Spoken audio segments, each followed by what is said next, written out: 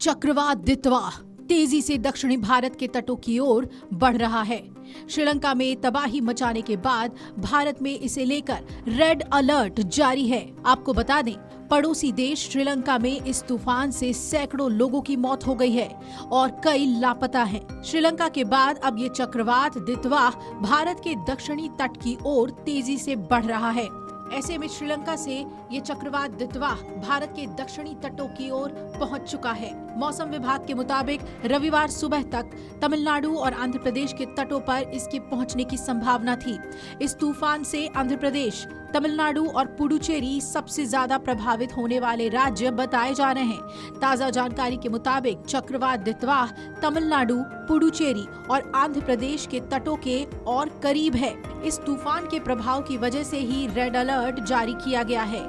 ये चक्रवात उत्तर पश्चिम की ओर बढ़ रहा है और रविवार तड़के तक उत्तरी तमिलनाडु, पुडुचेरी और दक्षिणी आंध्र प्रदेश के तटों को पार करता हुआ दक्षिण पश्चिम बंगाल की खाड़ी के पास पहुंच जाएगा। चेन्नई एयरपोर्ट पर चक्रवात के असर के चलते 35 से ज्यादा उड़ानें रद्द करनी पड़ी।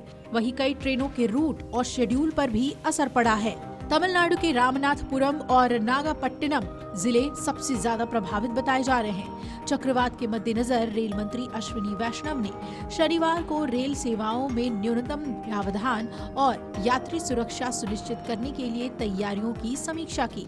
तमिलनाडु में 4 जिलों में रेड अलर्ट और 5 जिलों में ऑरेंज अलर्ट जारी किया गया है। मौसम विभाग के मुताबिक दितवा तट के बेहद करीब से गुजरेगा। रविवार सुबह 50 किलोमीटर और रविवार शाम तक 25 किलोमीटर की दूरी से तट को पार करेगा।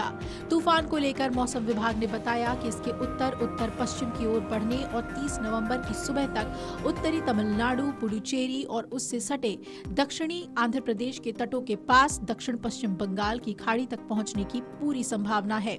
इधर चक्रवात दितवा की गंभीर स्थिति के मद्देनजर एनडीआरएफ की 6ठी बटालियन की 5 टीमें गुजरात के वडोदरा से चेन्नई एयरलिफ्ट की गई, जो कि तमिलनाडु में तैनाती के लिए भेज दी गई है। जानकारी ये भी मिल रही है कि ये टीमें फॉल वाटर रेस्क्यू और CSSR उपकरणों से पूरी तरह से लैस हैं, ताकि राहत और बचाव कार्य फौरन शुरू किया जा सके। चक्रवात दितवा श्रीलंका में भयानक तबाही मचा चुका है। राष्ट्रपति दिसानायके ने आपातकाल लागू किया है। अस्पताल, सेना और राहत एजेंसियों को तेजी से काम करने का आदेश दिया गया है। सरकारी आंकड़ों के मुताबिक अब तक श्रीलंका में 153 लोगों की मौत हुई है। 171 से ज्यादा लोग लापता हैं। हजारों लोग विस्थापित हो गए हैं। वहीं भारत ने 27 टन राहत सामग्री और बचाव दल भेजे हैं। कोलंबो एयरपोर्ट पर फंसे भारतीयों की मदद के लिए इमरजेंसी हेल्पलाइन शुरू की गई है। उत्तर भारत में कड़ाके की ठंड पड़नी शुरू हो चुकी है। पहाड़ी इलाकों में ठंड के साथ साथ कोहरे ने अपना रौद्र रूप भी दिखाना शुरू कर दिया है। वहीं पहाड़ी इलाकों में लगा पंजाब सबसे ज्यादा ठंड की चपेट में है। पिछले 24 घंटे में अमृतसर में सबसे कम न्यूनतम तापमान 6.4 डिग्री सेल्सियस दर्ज हुआ। जम्मू कश्मीर और हिमाचल प्रदेश के कई इलाकों में तापमान 6 डिग्री सेल्सियस के नीचे रहा। वहीं उत्तराखंड, पंजाब के कुछ हिस्से, हरियाणा, चंडीगढ़, दिल्ली, पश्चिमी उत्तर प्रदेश, पूर्वी राजस्थान, पूर्वी और पश्चिमी मध्य प्रदेश में भी रात का पारा 6 से 10 डिग्री सेल्सियस के बीच दर्ज हुआ। कई जगहों पर तो पारा सामान्य से 1.6 डिग्री सेल्सियस से 3 डिग्री सेल्सियस तक कम दर्ज हुआ। चक्रवात दितवा कितनी तबाही मचाता है, इस पर नजर रहेगी। Video desk amarujala.com।